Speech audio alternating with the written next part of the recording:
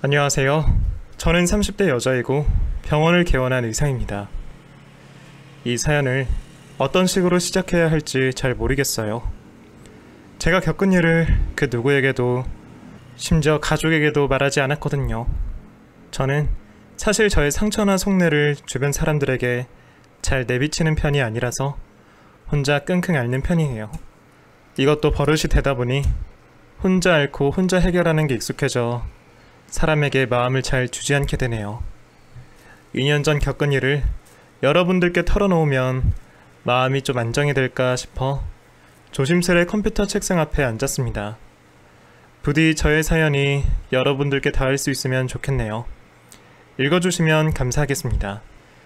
솔직히 제 입으로 이런 말씀 드리긴 좀 뭐하긴 하지만 저는 승부욕이 있어서 뭐든지 1등이 아니면 안 됐습니다. 공부는 물론이고 운동과 취미까지 전부 다 1등을 하려고 하니 몸이 고단할 수밖에 없었죠. 이런 저의 성향은 아마 부모님의 영향이 아닌가 싶어요. 뭐든지 엄격한 두 분은 저에게 늘 하던 말씀이 있었어요. 사람들한테 만만하게 보이지 마라. 한번 만만하게 보이면 평생 패배자가 되는 법이니까. 저희 부모님은 두 분 다 저에게 거는 희망이 굉장히 크셨어요. 오빠가 한 명 있긴 한데 공부를 썩 잘하진 못했거든요. 오히려 제가 공부나 운동면에서 두각을 보이니 자연스레 저에게 관심이 많아지셨죠. 그래서 부모님께서 어렸을 때부터 제게 과외도 붙여주시고 학원도 보내주시며 저에 대한 지원을 아끼지 않으셨어요. 학창시절 반 1등은 기본이고 전교권에서 1, 2등을 다툰 저였기에 결국 그 어렵다는 의과대학에 진학하게 되었습니다. 다들 학창시절 돌이켜보면 소소한 추억 같은 게 있잖아요. 예를 들어 친구랑 방과 후 떡볶이를 사 먹거나 옆 학교 남학생이랑 소개팅을 한다던가 그러던데 저는 늘 공부만 하느라 이런 추억조차 없을 정도였죠.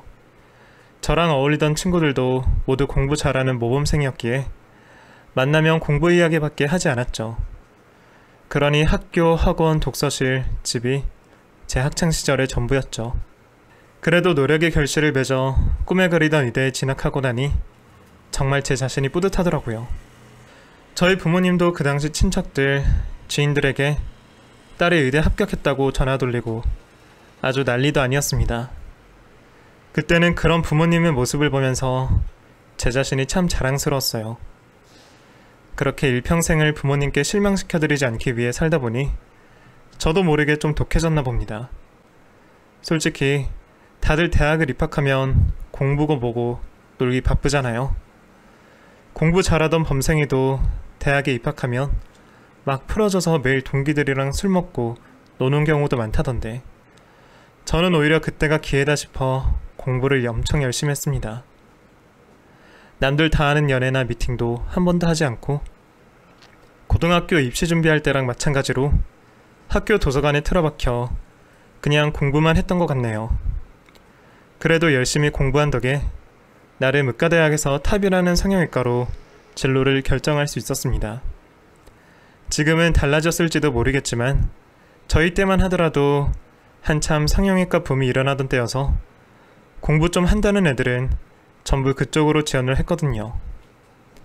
경쟁률이 센 과였기 때문에 다행히 학생부터 놀지 않고 차근차근 성적 관리하고 공부한 제가 어렵게 성형외과 전문의 코스를 밟을 수 있었죠.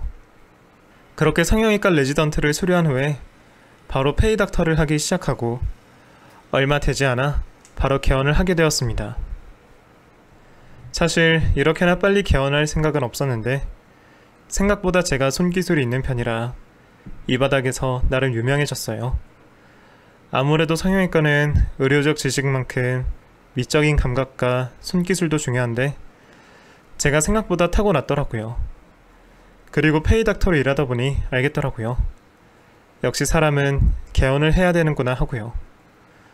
우연히 제가 받는 월급에 비해 원장 선배가 받는 수입이 어마무시하다는 걸 알게 되면서 저는 대출을 최대한 받은 후 적당한 곳에 개원을 했습니다. 말이 쉽지 처음에는 이리저리 헤매느라 돈이 잘 모이지 않았어요. 병원도 경쟁이잖아요. 어떻게 하면 내 병원이 주목을 받을까 이리저리 머리를 굴려봤지만 별다른 방도가 떠오르지 않아서 그냥 묵묵히 열심히 일만 했죠. 그래도 제가 나름 실력도 있고 또 제게 시술받은 환자가 주변 지인들에게 추천을 해줘서 아름아름 병원은 잘 운영되고 있었습니다. 그 당시 제 일과를 간단히 말씀드리면 아침에 눈 뜨면 아파트 헬스장에서 운동을 하고 병원에 나가 하루 종일 환자 진료 및 수술을 봤어요. 그 당시 개원한 지 얼마 안 되었기에 밤 늦은 시간까지 병원을 운영했는데요. 만약 일찍 퇴근한다 하더라도 학회에 참석해서 새로운 의료기술을 배우고 공부하느라 정말 눈코 뜰 새도 없이 바빴죠. 그러니 고등학교 입시 준비할 때보다 더 힘들 정도로 정말 열심히 살았습니다. 젊은 나이에 직업도 의사인데다 병원도 운영하고 돈도 잘 버니 남들은 저를 보며 완벽한 인생이라고 부러워하더라고요. 하지만 세상에 완벽한 사람이 어디 있겠습니까? 저 역시도 딱 하나 결함이 있었습니다. 그건 바로 제가 연애를 한 번도 못 해보았다는 것입니다. 제 주변 또래 여자들은 제 나이쯤 되니 슬금슬금 결혼을 하는데 저는 그 흔한 연애 경험조차 한 번도 없으니까 솔직히 위축이 되더라고요. 뭔가 내가 다른 여자들에 비해 뒤처지는 것 같고 부족한 것 같고 무튼 알게 모르게 자괴감이 들더라고요. 그러니 비록 남들보다 좀 더 앞서가서 결혼을 하긴 했지만 제 마음은 허전했어요. 이 모든 성취를 함께 기뻐해줄 남자친구가 있으면 얼마나 좋을까 싶었죠. 그러던 중 우연히 그 남자를 만나게 되었습니다. 제가 병원에서 일을 하고 있는데 그 남자가 환자로 저에게 찾아왔어요. 사실 거의 대부분의 환자들이 여자였기에 처음에는 의아해했습니다. 알고 보니 그 남자는 잠잘 때 이를 꽉 깨무는 습관이 있다며 턱 보톡스를 맞고 싶다고 하더라고요. 그때는 그냥 그 사람이 남자로 보이지 않고 환자로 보였던 것 같아요. 근데 이 병원 원장님이시죠? 네, 그렇습니다. 굉장히 젊으시네요. 보통 병원 원장이라고 하면 늘다리 아저씨들이 많던데. 아, 네. 제가 좀 일찍 개원했거든요. 저랑 또래로 보이는데 몇 살이세요? 제 나이요? 그냥 좀 적당히 나이 들었습니다. 저는 33살이에요. 아, 네. 원장님, 친구 없으시죠? 네? 그냥 그럴 것 같아서요. 저랑 밥 한 끼 하시죠. 아, 제가 아까 점심을 먹었는데요. 저녁 먹으면 되죠. 저녁은 아직 안 드셨을 거 아니에요. 저녁은 약속이 있어요. 사실 약속도 없는데 그냥 그렇게 말해버렸어요. 그 사람이 마음이 들지 않은 것도 아닌데 그냥 입에서 툭 나온 말이었죠. 제가 어떤 스타일이냐면 떡 줄 사람은 생각도 안 하는데 저 떡 안 좋아해요 하고 사전에 차단하는 스타일입니다. 철벽녀라는 단어만큼 저를 잘 표현하는 말이 없을 정도로 아예 여지를 주지 않았죠. 주변 친구들은 그런 모습을 보며 늘 안타까워하고 잔소리를 많이 했죠.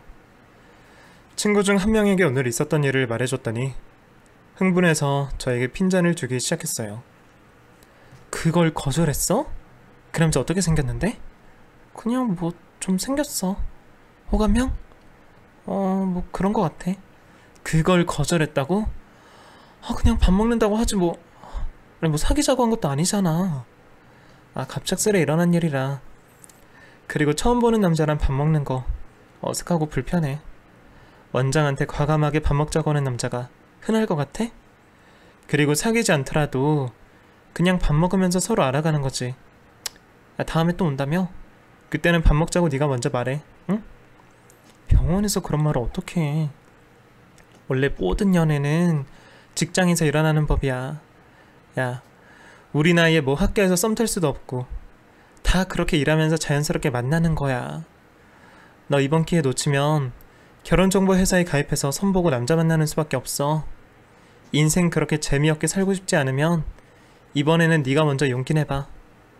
친구의 말을 들으니 정말 이번 기회가 아니면 따분하게 선봐서 남자 만나는 수밖에 없겠더라고요. 그러니 문득 정신이 확 들더라고요. 생각해보면 제가 대학교 다닐 때도 그 흔한 썸도 타보지 않았더라고요. 나이 30 넘어놓고 이게 자랑은 아니잖아요. 올해는 반드시 연애를 해야겠다고 마음먹고 있던 때였기에 친구의 말대로 먼저 용기를 내보기로 마음을 다잡았죠. 그러던 어느 날 며칠 후 퇴근을 하려는데 우연히 그 남자와 병원 앞에서 마주치게 되었습니다. 저를 한눈에 알아본 그 남자는 아주 반갑게 인사했어요. 원장님, 안녕하세요. 아, 네, 안녕하세요. 지금 퇴근하시나봐요? 아, 네, 그쪽은요? 저도 퇴근이죠. 혹시 저녁 식사 안 드셨으면 저랑 같이 드실래요? 아, 네, 뭐 그러죠. 오, 정말요? 거절하실 줄 알았는데. 어떤 음식 좋아하세요? 전 다 좋아해요. 이 근처에 맛집 잘 아는데 제 선택 믿어보실래요? 아, 네, 좋습니다. 그렇게 그날 그 남자와 단둘이 저녁을 먹게 되었습니다. 그 사람은 굉장히 능수능란하게 대화를 이끌어가더라고요. 제 생각보다 그 사람은 굉장히 좋은 직업을 가지고 있더라고요. 저처럼 공부를 잘했는지 그 사람은 명문대를 졸업하고 5급 공무원으로 일하고 있다고 했습니다. 저와 다른 분야에서 일하는 사람을 보니 신기하기도 하고 궁금하더라고요. 원래 처음 보는 사람한테 말 잘 거시나 봐요? 그 말씀은 너무 서운한데요. 저 그때 용기를 내서 말 건 겁니다. 못 믿으시겠지만 저 이래봬도 어디 가서 무뚝뚝하다는 소리 많이 들어요. 아, 그래요?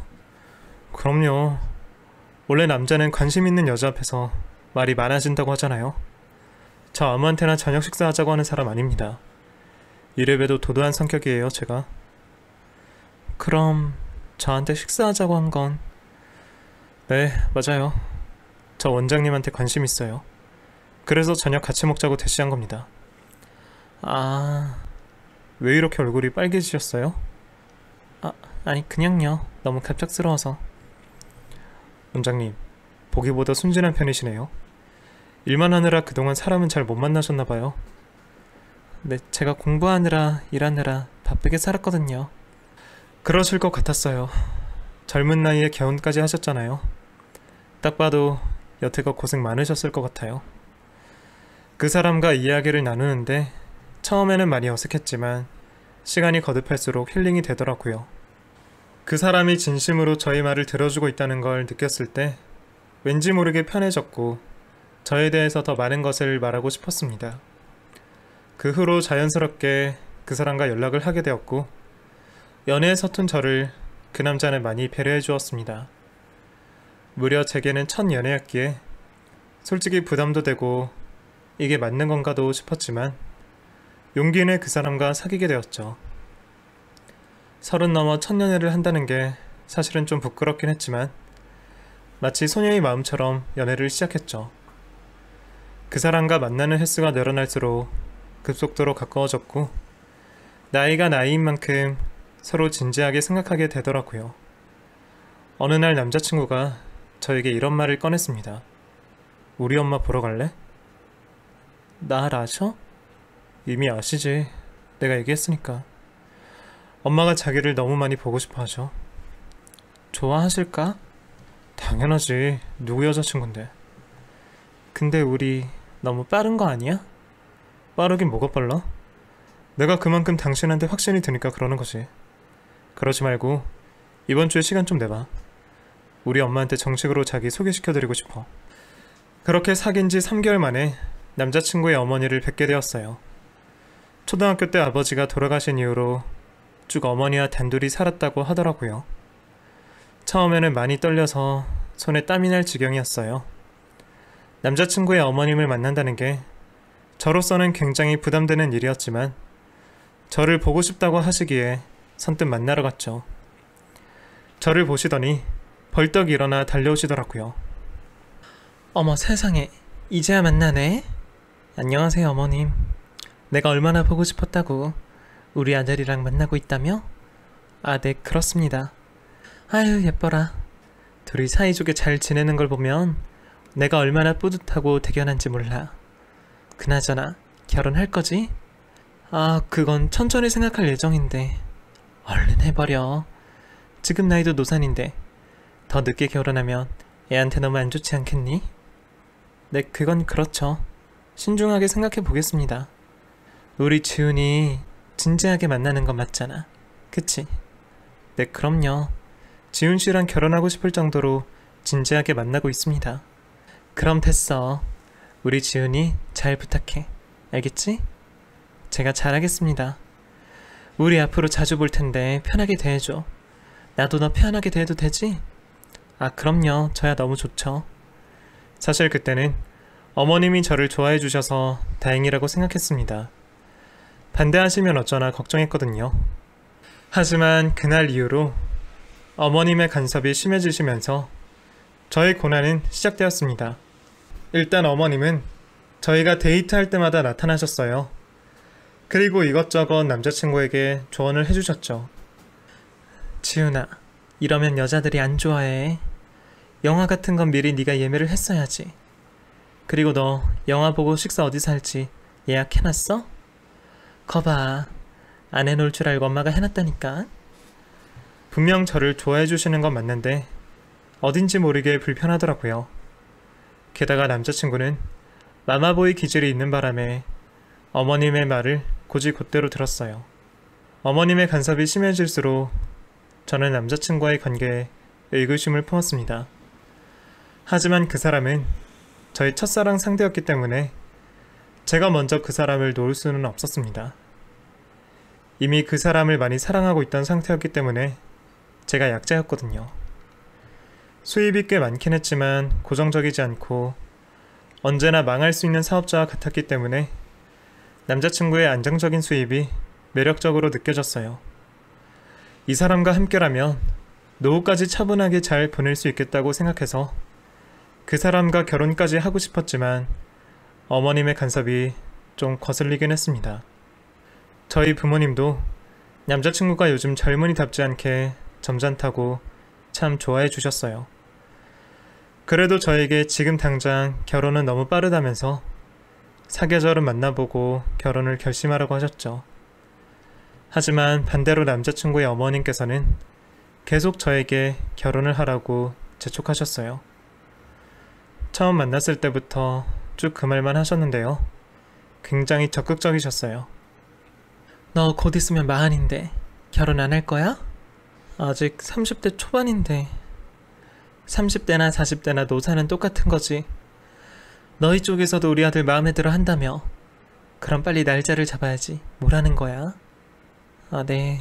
안 그래도 알아보고 있어요. 결혼 준비하는 게 뭐가 그리 어렵다고. 내가 대신 해주리? 아, 저희가 할 수 있어요. 원래 연애를 하다 보면 좋은 날도 있지만 싸우는 날도 많잖아요. 저희도 남들과 마찬가지로 싸울 때가 많았어요. 그 원인은 어머님일 때가 많았습니다. 그러던 어느 날 남자친구와 크게 싸운 후 헤어지니 많이 하며 연락을 하지 않은 적이 있어요. 그때 어머님이 저를 직접 찾아오셔서 울며기며 사정하셨어요. 미안하. 우리 지훈이가 워낙 무심해서 너를 속상하게 한 것 같은데 헤어질 건 아니지? 어머님, 저희끼리 해결할게요. 이러지 마세요. 저 너무 부담스러워요. 화 풀어. 응? 내가 이렇게 빌고 있잖아. 내가 우리 미연이를 딸처럼 생각하는 거 알면서 이래가지고 둘이 부부 생활 잘 할 수 있겠어? 알았어요. 화 풀 테니까 그만 일어나세요. 그리고 이런 모습 보여드려서 죄송해요. 지훈이가 많이 반성하고 있다고 하더라. 그러니까 너도 삐진 거 풀어. 서로 화해하란 말이야. 저희가 싸울 때마다 어머님은 중재 역할을 하셨고 어르신이 저에게 싹싹 비는데 저도 어찌할 도리가 없어서 어영부영 남자친구와 화해를 하곤 했습니다. 주변에 물어보니 이런 경우가 흔하지 않다고 하더라고요. 그러던 어느 날이었어요. 어머님께서 저와 남자친구를 부르시더라고요. 그리고 이런 말씀을 하셨습니다. 너희 어차피 결혼할 거잖아. 그치? 아, 네, 그럼요. 내가 날 잡았다. 네? 이삿날만큼 중요한 게 결혼식 날 아니겠니? 내가 용한 점쟁이한테 가서 날 받아왔어. 지금 예약하지 않으면 그날째 예식장 자리가 이미 차버린다길래 내가 예식장도 예약했다. 예전에 친구 딸 결혼식 가니까 밥도 맛있게 나오고 좋더라. 위치도 딱 좋고. 결혼식장을 혼자 잡으셨다고요? 응? 너희는 그냥 준비만 하면 돼. 알아서 좋은 날에 예식장 예약해주는 시모가 세상에 또 어디 있니? 넌 참 복도 많다, 그치? 어머님은 급한 나머지 결혼식 날을 혼자 잡아버리셨어요. 참 애매하더라고요. 어차피 남자친구와 결혼을 할 건데 이게 어머님의 주도로 이뤄지니까 솔직히 좀 부담스러웠어요. 이렇게 결혼하는 게 맞는지 싶었지만 그래도 남자친구를 너무 사랑했기 때문에 결국 저는 결혼을 하게 되었습니다. 아주 작은 예식장에서 가까운 분들만 모시고 소박하게 올렸어요. 결혼 후 시어머니는 제게 합가를 요구하셨어요. 그리고 저에게 매달리던 과거와는 달리 기세등등하게 저에게 일장연설을 하셨습니다. 이제 너는 우리 집 며느리니까 친정 자주 가지 마라. 우리 집을 위해서 최선을 다해 희생해야 한다. 며느리라면 그렇게 해야지. 그치? 네. 그리고 우리 아들 월급은 차곡차곡 모으고 네 수입으로 생활비를 쓰도록 해라. 내가 원래 내 아들 돈을 관리하고 있거든? 그건 그대로 하면 돼. 아참, 그리고 나한테 용돈 줄 거지? 용돈이요? 너 일할 동안 내가 살림하고 주연이 돌보는데 용돈은 줘야지. 매달 500만 보내주면 돼. 500만 원이요? 너 한 달에 수입이 몇천 된다며. 그 중에 500이면 적당하지. 아무튼 매달 1일에 부탁해. 모든 게 순식간에 일어난 일이라 정신이 없었어요. 저는 졸지에 시어머니께 매달 500만 원씩 용돈을 드려야 했고 남편의 월급은 만져보지도 못했습니다. 이 모든 게 불합리하다는 생각을 하긴 했지만 시어머니에게 차마 대들 수가 없었어요.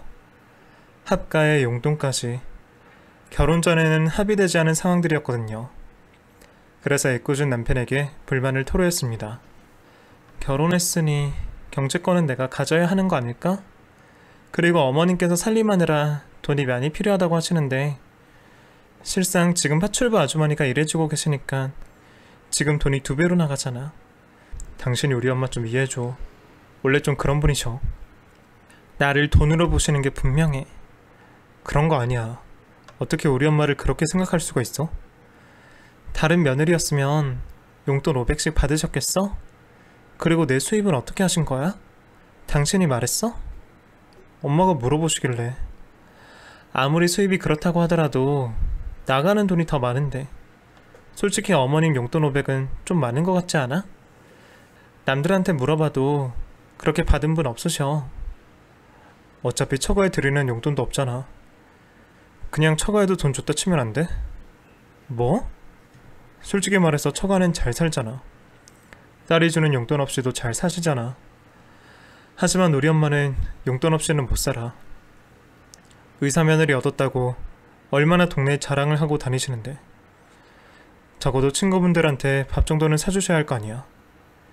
몇 달만 당신이 그렇게 용돈 주고 나중에 차차 줄여나가면 되잖아. 그렇게 우리 엄마한테 주는 돈이 아까워? 그런 말이 아니고 어머님도 내 상황을 이해해 주셨으면 해서 그래. 나랑 결혼한 거 후회하면 말해. 그런 뜻이 아니라니까.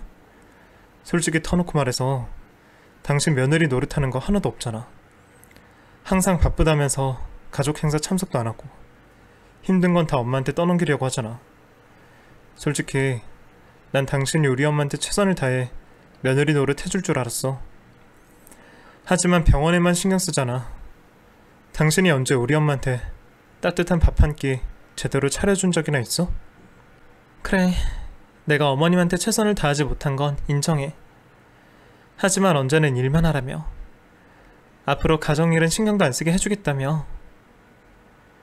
그러니까 지금 불만 갖지 말라는 얘기야. 나도 힘들어. 엄마랑 당신 사이를 오가면서 난감한 일이 얼마나 많은데 제발 내 입장도 좀 생각해줘. 생각해보면 남편과 시어머니에게 가스라이팅을 당한 것 같아요. 며느리 노릇을 하지 않으니 그 대신 거한 용돈을 달라는 말을 그때는 그럴듯하게 느꼈습니다. 저는 스스로가 빵점짜리 며느리라고 생각했기 때문에 왠지 모를 죄책감에 시달렸어요. 시어머니는 늘 저에게 이런 말씀을 하시더라고요. 요즘 의사들이 넘쳐나서 병원끼리 경쟁이라며?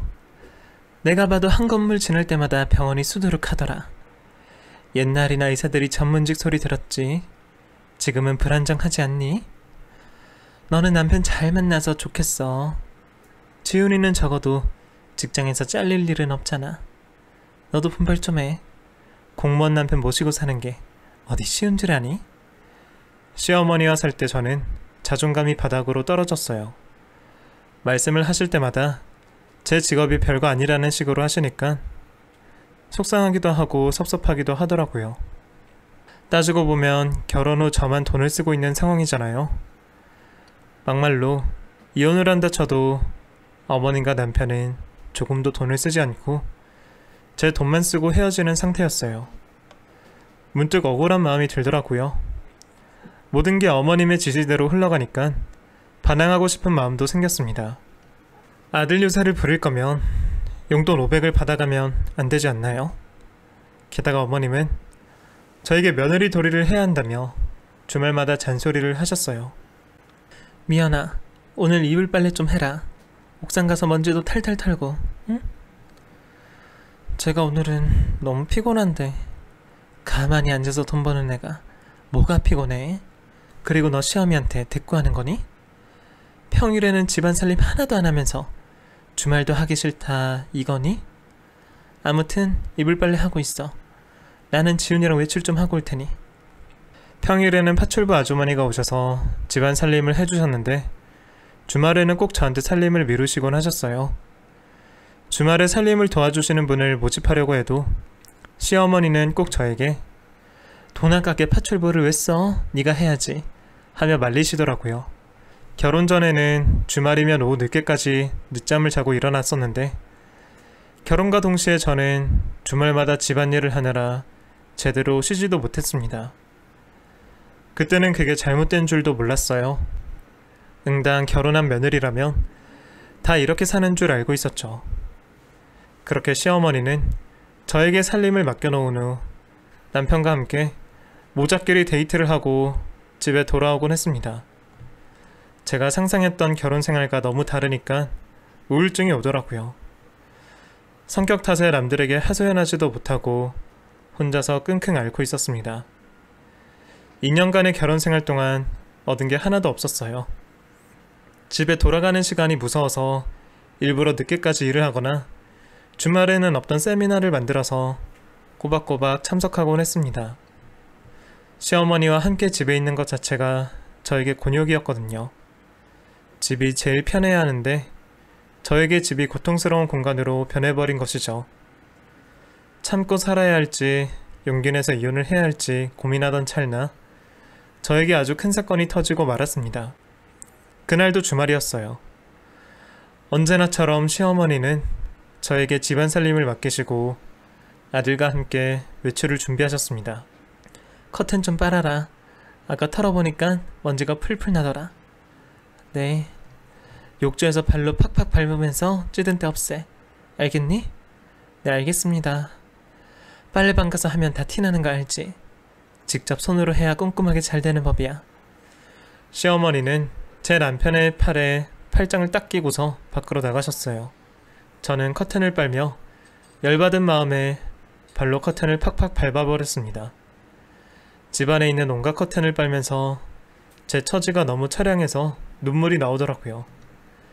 시어머니의 방 커튼을 거들어 그 방에 들어갔는데 엄청나게 어질러져 있더라고요. 양말과 속옷이 방바닥에 나뒹굴길래 치웠습니다. 안 치우면 또 돌아오셔서 왜 이건 안 치웠어? 하고 야단치실 게 뻔했거든요. 시어머니의 방을 치우던 중 옷장 안에 문서 하나를 발견하게 되었어요. 부동산 서류처럼 보였는데 글쎄 월세 계약 문서더라고요. 시어머니는 늘 지금 살고 있는 곳이 자가라고 하시면서 부천에 살고 있는 걸 자랑처럼 말씀하셨거든요. 알고 보니 자가가 아니라 월세였던 것입니다. 아마 월세는 제가 드린 용돈으로 다달이 나가고 있었겠죠. 그러니 뭔가 쎄한 기분이 들더라고요. 월세인 걸 속였으니 분명히 다른 것도 속였을 것 같다는 생각에 시어머니의 방 곳곳을 뒤지기 시작했습니다. 우연찮게도 화장대에 핸드폰을 놓고 가졌더라고요. 비밀번호에 남편의 생일을 입력하자 바로 풀렸어요. 그때부터 판도라의 상자가 열리기 시작했죠. 시어머니와 남편과의 대화를 본 순간 기절할 뻔했습니다. 엄마, 미연이가 알아채면 어쩌지? 뭘 알아채? 나 공무원 아닌 거랑 엄마 신분 속인 거. 미연이가 똑똑해서 언젠간 알 것 같은데 그때 대책도 마련해야 하지 않아? 걔 똑똑해 보여도 은근히 멍청해서 괜찮아. 내가 말로 살살 구슬리면 돼. 그리고 늦기 전에 임신시키면 도망가고 싶어도 못 도망가. 아무튼 나 엄마만 믿어. 미연이 꽉 붙들고 있어줘야 돼. 알았지? 걱정 붙들어매. 이 엄마가 짜주는 대본대로만 하면 너는 이제 앞길이 탄탄대로야. 엄마 말을 들으면 자다가도 떡이 생기는 거 몰라? 너 미연이 만난 것도 다 내 덕분이잖아. 그때 내가 작전 안 짰으면 어쩔 뻔했어. 네 주제 의사만으로 만나는 게 쉬운 줄 아니? 엄마 덕분인 건 잘 알지. 고맙게 생각해. 너는 앞으로 쭉 엄마 말만 들으면 돼. 둘의 대화를 오래전으로 거슬러 올라가다 보니 충격적인 사실을 알게 되었습니다. 남편은 공무원도 아니었고 저를 진심으로 사랑한 것도 아니었어요. 시어머니는 신분까지 속이며 형편없는 아들 의사 와이프 만나게 해주려고 첫 만남부터 작전을 짰던 것이었습니다. 저희 둘의 인연을 억지로 연결해줬던 것이죠. 알고 보니 남편은 그냥 백수였어요.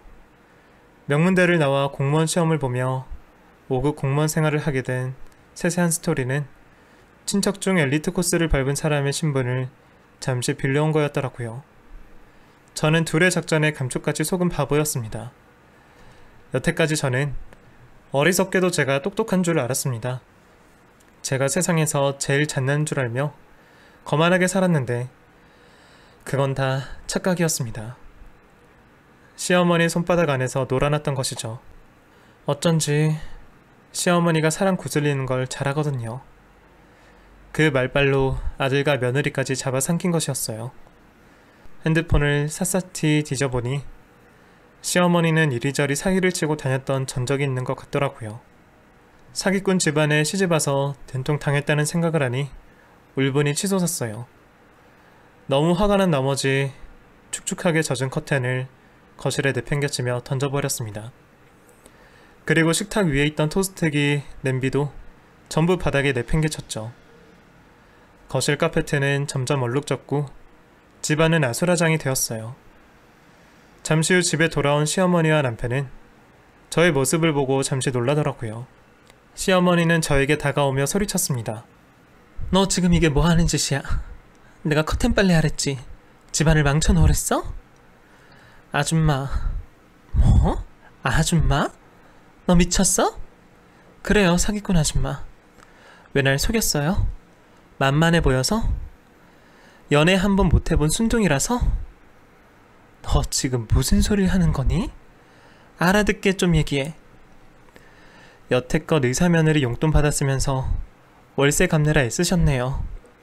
신분 속이느라 아주 고생했겠어요. 쥐뿔 가진 거 없으면서 대단한 거 가진 척 하느라 아주 힘들었겠다고요. 얘 지금 왜 이래?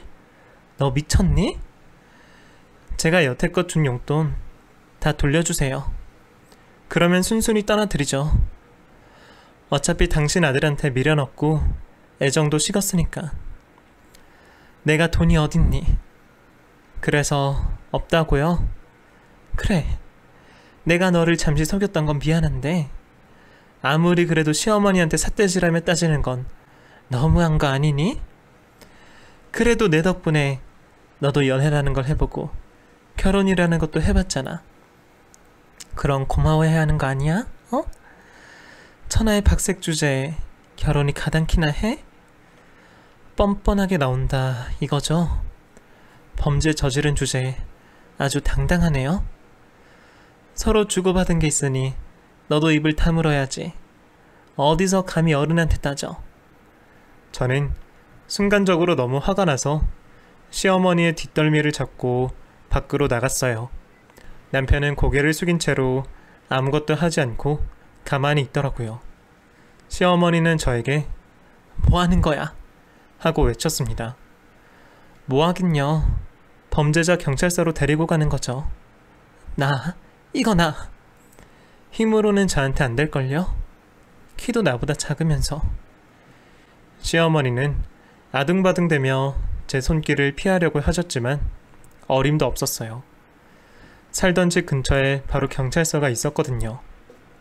그쪽으로 시어머니를 연행해 갔죠. 맘 같아서는 깜빵에 가둬놓고 싶을 지경이었습니다.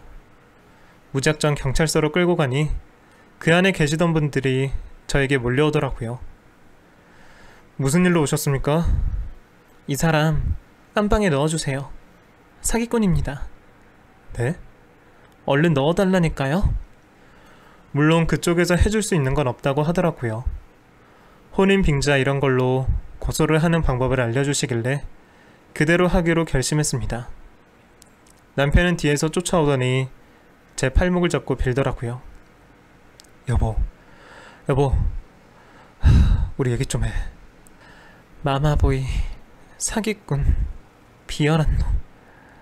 맞아, 나 형편없는 놈이야. 하지만 당신을 사랑하는 마음은 진심이야. 비록 첫 만남 때는 그렇게 다가갔지만 지금은 달라.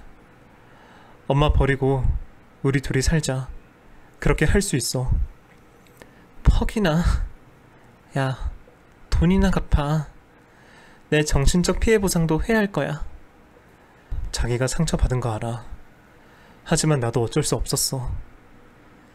사람 진심 가지고 장난친 거 반드시 후회하게 해줄 거니까 각오하고 있어. 이혼 할 거야? 이혼뿐이겠어? 앞으로는 법적으로 만나. 어쩐지 5급 공무원 치고 너무 멍청하다 했어. 당신 같은 사람을 한때 남편으로 생각한 내가 바보지. 정말 제가 바보였던 걸까요? 그 사람과 살면서 단 한 번도 저를 속이고 있다는 생각을 한 적이 없었어요. 순진하고 착한 사람이라고 생각했죠. 그 후로 저는 바로 변호사를 선임했죠. 그동안 당한 거 생각하면 도저히 용서할 수 없어서 업계 최고 변호사를 찾아 이혼 소송을 했습니다.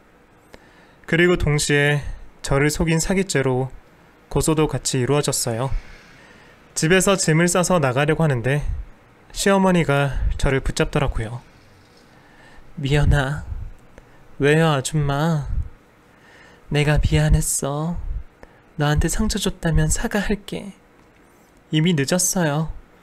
고소한다니까 사과하시네요. 의사 며느리 보고 싶었어. 너같이 똑부러지고 착한 며느리 얻으면 소원이 없겠다 싶었어. 우리 아들이 많이 모자라 보여도 내가 남부럽지 않게 키웠거든.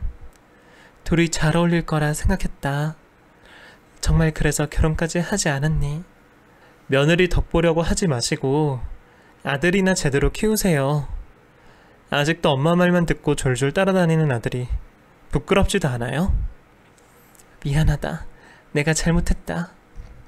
저의 첫 결혼은 그렇게 처절하게 마무리가 되고 말았습니다. 저희 부모님께는 그냥 성격 차이로 헤어지겠다고 했습니다. 그랬더니 왜 이혼을 하냐며 저를 나무라시더라고요. 속으로는 씁쓸했죠. 하지만 속사정을 모두 이야기할 수가 없더라고요. 괜히 제 얼굴에 침 뱉는 것 같고 제가 연애 한번 못 해봐서 이런 일을 당한 것 같아 제 탓이라는 생각도 들고요. 그래서 그 누구에게도 말하지 못한 비밀을 여러분들께 처음 털어놓게 되었네요. 아마 저를 멍청하다고 생각하시는 분들도 많을 것 같아요. 인정합니다. 제가 정말 어리석게도 그 모자의 작전에 속아 넘어갔던 것이죠. 지금은 제2의 피해자가 나오지 않게 노력 중이에요. 다행히도 변호사를 잘 만난 덕분에 고소는 차근차근 진행되고 있답니다. 귀찮고 번거롭지만 받을 건 받고 마무리를 지어야 한다고 생각해서 지구 끝까지 쫓아갈 계획이에요. 이혼을 한 지금은 그 누구보다 자유를 만끽하고 있는 중입니다. 결혼에 환상을 가졌던 과거와는 달리 지금은 그냥 혼자 사는 게 좋은 것 같아요. 스스로를 챙기며 하고 싶은 걸 하나씩 하면서 살 생각입니다. 이제는 더 이상 주말에 이불 빨래를 하지 않아도 되고 커튼 빨래를 하지 않아도 되고 시어머니 잔소리를 듣지 않아도 되는 게 너무 좋아요. 만약 그때 둘의 실체를 발견하지 못했더라면 저는 아직도 어영부영 시어머니에게 가스라이팅을 당하며 괴로워하고 있었겠죠. 하늘이 주신 기회였던 것 같습니다. 사연을 털어놓으니 속이 다 시원하네요. 누군가와 속내를 공유하기까지 큰 용기가 필요했지만 사연을 쓰길 잘한 것 같아요. 앞으로는 더욱 성숙한 사람이 되어 잘 살아보도록 하겠습니다. 제 인생에 큰 고비를 넘겼으니 이제는 좋은 일만 있겠죠? 그렇게 믿으며 사연을 마치도록 할게요. 지금까지 사연을 들어주신 여러분들께 감사 인사를 전합니다. 모두 건강하시고 모두 행복하세요. 감사합니다.